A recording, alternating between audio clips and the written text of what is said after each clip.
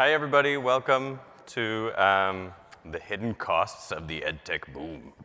It appears my title was enough to get you guys here. I appreciate you spending the next 20 minutes with me. I am going to try my damnedest to leave time for Q&A at the end, but I've never actually given this presentation live, so we'll see how it goes. So, I'm Sandro. My colleague Amy and I, who's in the audience here, started a nonprofit called Project Found Ed, and we are dedicated to advancing equitable outcomes for all learners. We do this by removing the barriers to innovation and adoption of EdTech for educators and entrepreneurs. We've been supporting the development of impact-focused education technology for the better part of the last decade, and we've worked directly with 60 or so EdTech companies and probably advised several hundred others. We started this organization about a year ago, mid-pandemic, when we saw how school closures started to affect the education technology sector. We saw headlines of EdTech booms and promises of new models and disruption. But that was not the whole story. We knew that this was only part of it. Of course, there's a ton of disruption. We've all been here the last 2 years. There's a lot of disruption. But we knew that the boom came with a lot of hidden costs, and we weren't sure how to really start talking about them. These are costs that could lead to widening achievement gaps and declining enrollments across the public sector. I'll walk you through why we think all of this and what the costs are by starting with some things that we know, looking at some of the trends in the market that we've seen, the hidden costs of these trends, and the best part, because I'm a natural optimist, what we can do. So let's start with what we know. First thing we know, there are persistent achievement gaps in education. This is not news. And this fact speaks to how pervasive these gaps are, how complex the problem is, and how difficult it is to reduce them. The second thing we know, technology is uniquely suited to help.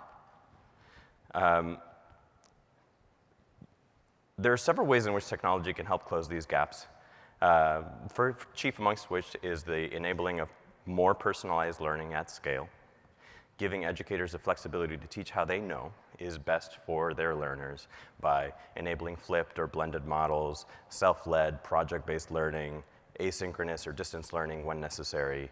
And there's the fact that many STEM fields are simply technology-based. Now, I want to be clear here. The research does not say that all technology is good technology, right? Technology for technology's sake is a mistake. It always has been and it always will be. If we just adopt more EdTech products, we will not be better off. But it does say that the intentional use of the right technology can pay extraordinary dividends to our most marginalized learners. Third thing we know. The degree to which we use EdTech in the classroom will only increase from here. If you've been awake the last 2 years, you've seen a huge acceleration in the adoption of technology in the classroom, out of necessity, right?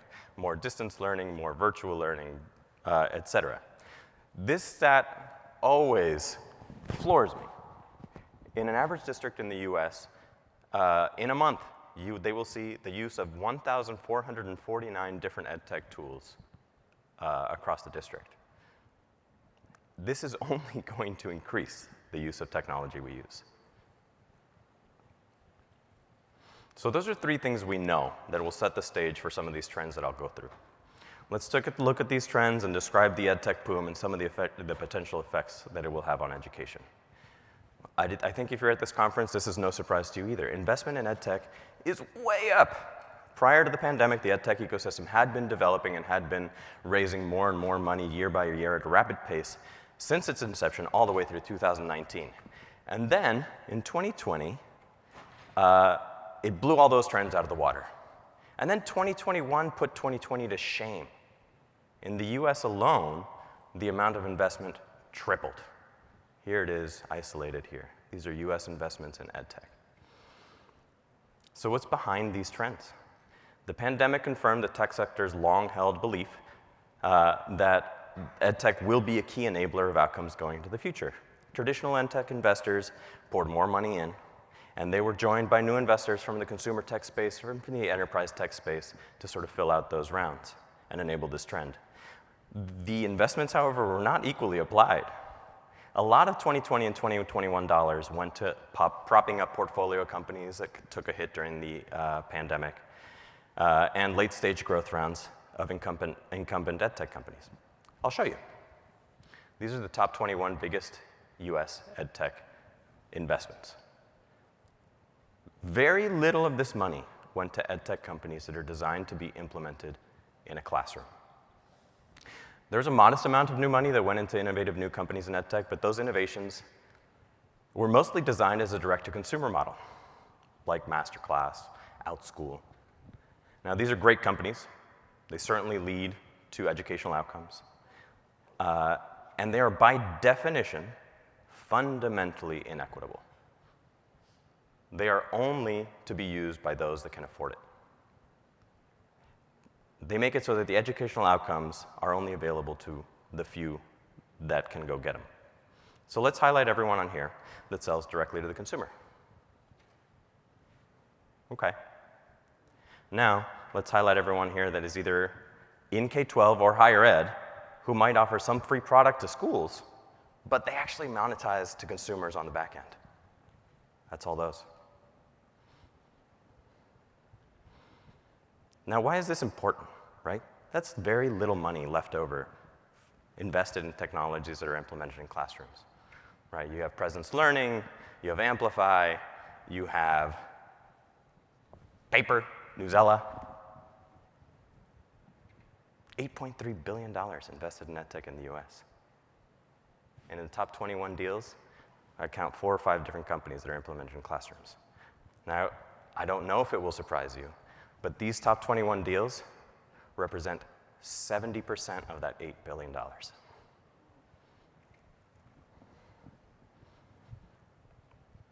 Why? Why have the trends developed like this? One of the primary reasons is that it is extraordinarily difficult to build a successful EdTech company. I talked to somebody at a conference in Phoenix recently who had a previous EdTech company and had shifted to space tech, sending satellites to space. And I asked him, OK, you know, what's harder, building a company in EdTech or space tech? He didn't miss a beat. He said, EdTech, bar none, much harder, much, much harder. Takes too long, hard to get investment, hard to prove your efficacy. And all these problems exist in the EdTech world, right? As a founder of an EdTech company. It's hard to raise money, the efficacy of your product is hard to isolate, hard for schools to discover and evaluate EdTech, all of this stuff. There are dozens of reasons why this is true. This is not all of them. These are just the top ones we hear all the time. Let me focus on a couple. Sales, procurement, implementation cycles are really long in schools. And there's very little funding available for EdTech startups in the early stages.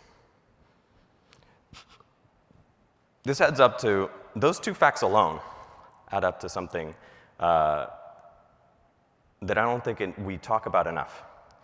The investors in the EdTech ecosystem are deciding what's good, what's available to educators in the system. And they're only OK at it, right? Lots of companies die on the vine as they wait for deals to close with schools or districts, or they're endlessly pitching to investors that are not really incentivized to take on early rounds. They're just not. We're at the point where investors are acting as kind of kings and queen makers, right? If you're able to gain the investment necessary to build out a sales team and a marketing apparatus to go to schools and sell and wait it out, you're going to win. You'll eventually sell to somebody. You'll build a revenue base. You'll be there. And we believe that this kind of takes educators out of the driver's seat of deciding what happens in their classrooms. We believe that educators need to be in the driver's seat of what gets done in their classrooms. And these trends dictate which tech is available, effectively taking them out. Now, I want to be super clear about something here. For a long time, I was super mad at investors. I thought that they were terrible, they're driving trends that were not good for anybody. And then I realized they're really good at their job, right? Their job is to take somebody's money, invest it, and make more money. They're phenomenal at their job. They're doing really, really well. It is a blunt instrument, right? I can't get mad at somebody for doing what they do really, really well. In fact, I think there needs to be more of them. We need more private capital taking that risk in early stage EdTech to make sure that more of it is available. The problem is that everyone, investors, foundations, entrepreneurs themselves, schools, are all acting pretty rationally within the system. And the sum of their actions are not getting us closer to equitable outcomes. Our actions come with significant hidden costs, and we just need to start looking at them and acting in concert to make sure that we fix them. So what are the hidden costs of this EdTech boom? I've already gone through them, if you've been paying attention. EdTech available to educators is not the EdTech that produces the best outcomes. And there's a bunch of great new technology being developed, but it's only available to families that can afford it. These two trends alone make it so that we are not headed towards equitable outcomes for kids through the EdTech ecosystem. If we allow these trends to continue, we run the risk of market forces dictating what's available to kids. If education technology and equitable learning outcomes are becoming more and more inextricably linked, then failing to support the most innovative and impactful EdTech companies through the myriad hurdles that they face in the early stages means we are making a decision to leave learners and entire communities behind. That's the hill I will die on, FYI. The alternate title to my presentation. The EdTech ecosystem is not operating with equitable outcomes in mind. We all know the work of equity has to be done intentionally, and unless we decide to act, the ecosystem will not self-correct. So what can we do? I hope all of this is about as heartbreaking to you as it is to me. I've been staring at these trends for the last 10 years, and it's heartbreaking, but I'm hopeful. I come from a family of educators. My wife, my brother, my parents, all four of my grandparents, educators.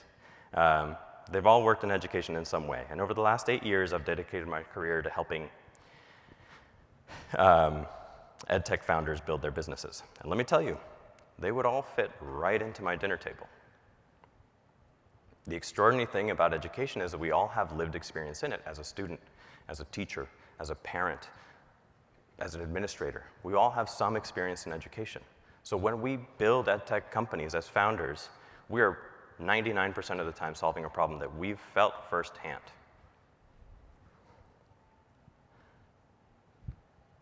How do we know this? Well, we built a really giant dinner table. Project Found Ed has built a community of almost 900 different EdTech companies, all collaborating with the aim of keeping our industry focused on learning outcomes. It turns out that because everyone has lived experience in EdTech entrepreneurs could be anyone, anywhere. It is a vibrant community of diverse entrepreneurs from every corner of our country. They're a wonderful group of people. A lot of them are here today. Every day in our community, EdTech entrepreneurs share best practices with each other, help each other find their audience, and find camaraderie in their entrepreneurial struggle. I think it's obvious, but that 54%, that 43% are like double, triple, quadruple the average of other tech sectors. Educators and EdTech entrepreneurs have a shared goal: to equitably educate our learners and prepare them for their future. Unfortunately, because of the reasons we've gone through, the conditions of our industry force entrepreneurs to resort to sales playbooks better suited for other industries like enterprise sales, because that's where the playbooks came from, B2B SaaS. It's an unnavigable ocean of cold emails and chance encounters at conferences, free trials, endless pitches. They do this because, absent early investment dollars in EdTech, building revenue, making sales is the only way to survive long enough to pay yourself, to pay stipends for the teachers that are helping you build your product, to afford a software developer overseas, to ultimately reach the students and educators you intend to, and solve the problems that you experienced in your own educational journey. So what's the answer? Well, we know that reaching for equity is intentional work. So let's take the reins on our industry. We need EdTech entrepreneurs and educators to work together in developing and adopting EdTech products that matter. We need better ways to pilot EdTech in classrooms at low to no cost. We need a better barometer for the effectiveness of education technology products. We need a better understanding of what problems can be solved with tech, and importantly, which ones can't right now. We need to keep educators in the driver's seat of deciding what happens in our classrooms. Ultimately, we need new playbooks for how EdTech is discovered by educators, evaluated for use, and ultimately implemented in our classrooms. I don't have the answers. I don't have them. But we're starting to ask the questions. We're kicking off a project we call the School Technology Roundtable. This roundtable is a cohort of innovative school leaders and EdTech entrepreneurs. Everyone shows up at the table as an equal, all experts in solving problems in education. Our express interest in these discussions is to start to explore new models to discover, evaluate, and implement technologies in classrooms wholly outside of the traditional sales process. We hope that creating a space for rich and open dialogue in this way can lead to new insights and understanding about how to best advance equitable learning for our learners. If you're an EdTech entrepreneur passionate about learning outcomes, come sign up for our community. If you're an educator and you're excited or nervous about more technology in your classroom, come talk to me. And if you're interested in joining our School Technology Roundtable, definitely come talk to me. We don't have all the answers yet, but we're hopeful. The old chestnut is still true that nobody gets into education to make money. And that means that we're all here. They were all definitely here because we're passionate about the outcomes. So let's work together to get those outcomes. Thank you.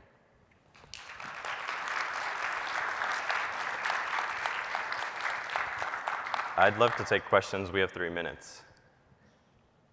If anybody has a question.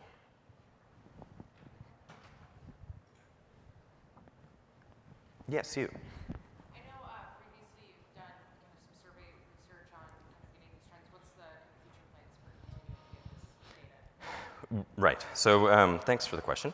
The question was, we've done some survey work in the past to start getting at some of these insights. What is the plan for continuing to do some of that? We always view this community as a sort of platform to do bigger and better work. Now that we're about 900, we have aggressive goals to double it in this year. And that continues to be a bigger, broader platform upon which we can build a data infrastructure, more surveys to understand what's going on in the industry. One of the reasons we've focused on EdTech entrepreneurs is because they see so much of the struggle in education generally, what it takes to build an impactful product, what it takes to measure efficacy, what it takes to sell it, what it takes to raise money for it, all of the things EdTech entrepreneurs face. So if we build this community bigger, better, and we create an infrastructure layer on top of it where we could start to harvest insights on the industry, we can share it with more people and hopefully get a coalition built around solving the problems. Yes, sir. There was a bit of a focus on how EdTech and educators work better together. Do you Yeah. have a focus on how EdTech and investors work together in a more functional fashion? Yes and no. So we publish resources in our community for EdTech founders around, we have an investor list. This is everybody we've seen invest in EdTech. It's a popular resource. We want to do as much as we can to connect EdTech founders to investors, right? We tell everybody, you might not get dollars in the early stages from traditional investors, but you got to know them. You got to start relationships with them early. You got to keep them in your Rolodex so that when you are impactful, when you've built enough revenue, you look investable to them, right? That's always true. And we've decided that it's just not a worthwhile use of your time or ours, right? Right now, the early dollars just aren't there. Depending on where you live, there might be local seed funds or angel syndicates and things like that. That's going to be the focus for now, right? The pre-seed money is just almost entirely dried up in EdTech as I see it.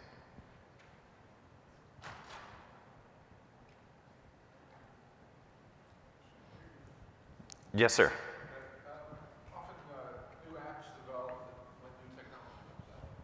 Gets new capabilities, new apps come out. What new technologies do you think are most potential for education or impact education? I'm talking about long term. Yeah. I think we're not done with the laptop, frankly.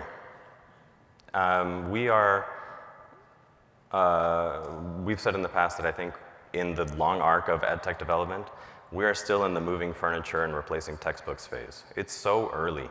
Like, we're still dealing with teachers feeling like they're not sure they want to adopt any technology in the classroom today. And it's their right to feel that way, right? They've done something that works for a long time. And so we have to be mindful about that and sort of figure out how we best onboard educators into feeling more confident around technology. And so, you know, people ask all the time about Web3 and AI and all these other things that I simply just can't bring myself to care yet. I can't.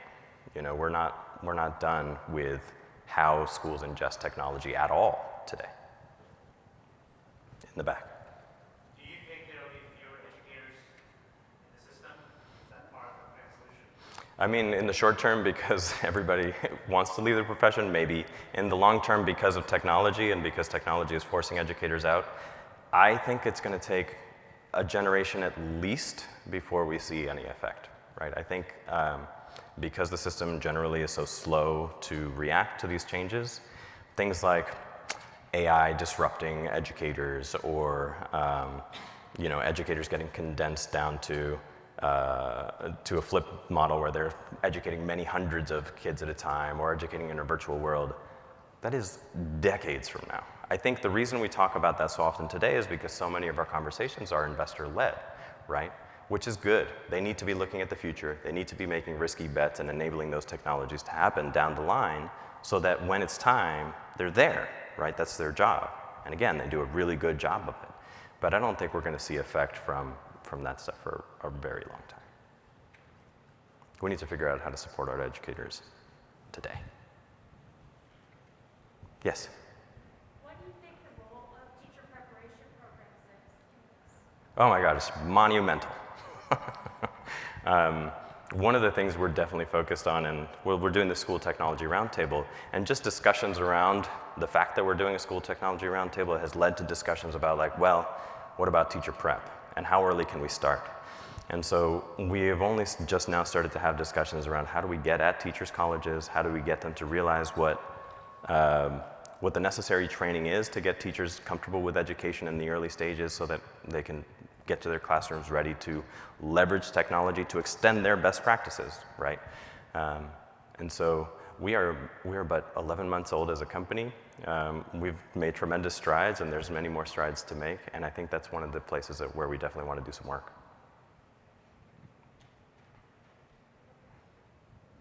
She says, I can't. Thank you very much for coming, everybody. I'll be here for any other questions.